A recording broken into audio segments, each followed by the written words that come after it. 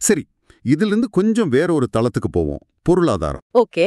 அதுவும் start up உலகம் பத்தி பேசலாம். இப்போ இந்தியாவுல பாதுகாப்புத் துறைக்கு புத்தாக்கம் கொடுக்கறதுல ஸ்டார்ட் அப்கள் ரொம்ப முக்கியமா இருக்காங்கன்னும், ஆமா, அது ஒரு பெரிய புஷ் இப்போ. அதுல முதல் யூனிகார்ன் நிறுவனத்தை உருவாக்கணும்னு நம்ம பாதுகாப்பு அமைச்சர் அழைப்பு விடுத்திருக்கிறதாவும் ஒரு செய்தி வந்திருக்கு. இந்த யூனிகார்ன்னா என்னன்னு கொஞ்சம் புரியற மாதிரி சொல்ல முடியுமா? ஓ, யூனிகார்ன். இது இப்போ ஸ்டார்ட் அப் உலகத்துல ரொம்ப ரொம்ப பாப்புலரான வார்த்தை.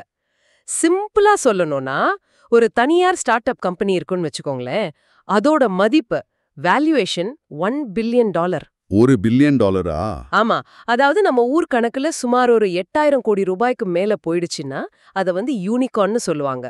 ஆனா இது பங்குச் சந்தையில லிஸ்ட் ஆகாத தனியார் கிட்ட இருக்கிற கம்பெனியா இருக்கணும். அது முக்கியம். ஓ, $1 பில்லியன்ங்கிறது பெரிய விஷயமாச்சு. இந்த பேர் எப்படி வந்தது? யூனிகார்ன் குதிரை மாதிரி. கரெக்ட்.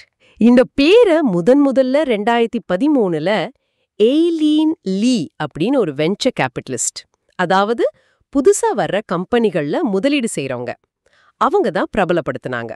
ஏன் இந்த பேரு? அப்போலாம் $1 பில்லியன் மதிப்புள்ள ஸ்டார்ட் அப்கள்ங்கிறது ரொம்ப ரொம்ப அரிதான ஒரு விஷயம். குதிரைக்கு கொம்பு முளைச்ச மாதிரி. அதனால கற்பனையான அந்த யூனிகார்ன் குதிரையோட ஒப்பிட்டு இந்த பேரை வச்சாங்க. ஆனா இப்போ அப்படி இல்ல, நிலைமை மாறிடுச்சு. ஓஹோ, அப்ப இப்போ நிறைய யூனிகார்ன்கள் இருக்கா உலகத்துல? ஆமா, நிறையவே இருக்கு. ஜூலை 2025 கணக்குப்படி பாத்தீங்கன்னா உலகத்துல 1200க்கும் மேற்பட்ட யூனிகார்ன்கள் இருக்குன்னு சொல்றாங்க. அப்படியா? இதோட முக்கியமான கேரக்டர்ஸ் என்னன்னா, ரொம்ப வேகமான வளர்ச்சி இருக்கும், புதுமையான டெக்னாலஜி அல்லது பிசினஸ் மாடல் வச்சிருப்பாங்க, பெரிய அளவுல முதலீட்டை ஈர்க்கிற திறமை இருக்கும். அதோட மதிப்பு எப்படி கணக்கிடுறாங்க? இப்போதைய லாபத்தை வச்சா? அதில்ல, அதுதான் முக்கியம். பெரும்பாலும் இப்போதைய லாபத்தை விட எதிர்காலத்துல இது எவ்வளோ பெருசா வளரும் அப்படிங்கிற முதலீட்டாளர்களோட நம்பிக்கை, அந்த பொட்டென்ஷியனை பொறுத்து தான் இதோட மதிப்பு நிர்ணயம் ஆகுது. ஓ, அப்போ இந்த யூனிகார்ன்ங்கிறது ஒரு ஸ்டேட்டஸ் மாதிரி, ஒரு மைல்கல் மாதிரி, அப்படிதானே? ஆமா, நிச்சயமா ஒரு மைல்கல் தான். இதுக்கு அடுத்த கட்டங்களும் இருக்கு தெரியுமா? அப்படியா? என்ன அது? கெசல்னு ஒன்னு இருக்கு.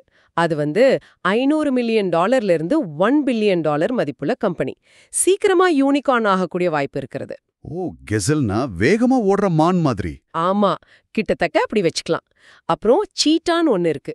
அது $200 மில்லியன்ல இருந்து $500 மில்லியன் மதிப்பு. அடுத்த ஒரு 4 வருஷத்துல யூனிகார்ன் ஆக சான்ஸ் இருக்கிற கம்பெனி. ஓஹோ, கெசல், சீட்டா. ஆமா, இப்போ நம்ம பாதுகாப்பு துறையில ஒரு யூனிகார்னை உருவாக்கணும்னு சொல்றது எவ்ளோ பெரிய லட்சியம்னு புரியுதா? ரொம்ப சவாலான விஷயம் அது. ஏன்னா அந்த துறையே வித்தியாசமானது. நிச்சயமா. சாதாரண துறைகள்லயே இது பெரிய விஷயம்.